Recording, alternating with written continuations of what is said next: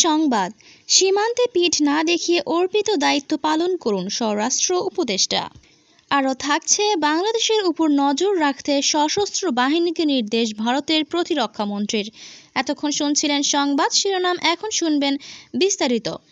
BGB সদস্যদেরকে সীমান্তে পিঠ প্রদর্শন না করে অর্পিত দায়িত্ব পালন করার কঠোর নির্দেশনা দিয়েছেন স্বরাষ্ট্র উপদেষ্টা লেফটেন্যান্ট জেনারেল মোহাম্মদ জাহাঙ্গীর আলম চৌধুরী। তিনি বলছেন, সীমান্তে পিঠ প্রদর্শন করবেন না, নিজেদের ওপর অর্পিত দায়িত্ব পালন করুন।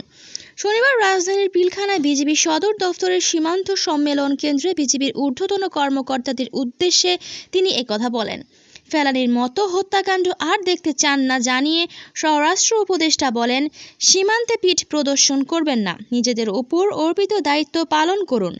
সীমান্ত সুরক্ষা ও চোরাচালান প্রতিরোধ বিজিবির মূল দায়িত্ব। এ সময় তিনি বিজিবিকে পেশাদারিত্বের সঙ্গে নিজেদের দায়িত্ব পালন করারও আহ্বান জানান। লেফটেন্যান্ট জেনারেল মোহাম্মদ জাহাঙ্গীর আলম চৌধুরী বলেন, দুর্নীতিকে কোনো অবস্থাতেই সহ্য করা যাবে না।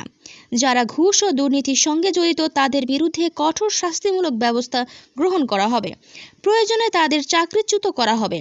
অনুষ্ঠানে বিজিবি মহাপরিচালক মেজর জেনারেল আশরাফুজ্জামান সিদ্দিকী সহ বিজিবি সদর দপ্তরের ঊর্ধ্বতন কর্মকর্তাবৃন্দ এবং ভিডিও টেলিকনফারেন্স মাধ্যমে বিজিবির সব region commander, sector commander, battalion commander সহ অন্যান্য কর্মকর্তাগণ উপস্থিত ছিলেন।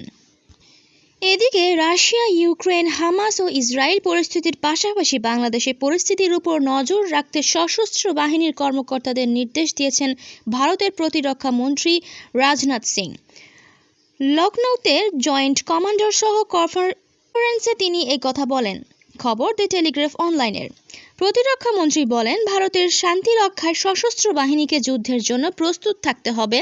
ভবিষ্যতের ভারত বিভিন্ন সমস্যার সম্মুখীন হতে পারে, এজন্য অপ্রকাশিত যে কোনো কিছুর মোকাবেলায় প্রস্তুত থাকুন এবং বাংলাদেশ, চীন সহ অন্যান্য প্রতিবেশী দেশগুলোর পরিস্থিতি বিশ্লেষণ করুন।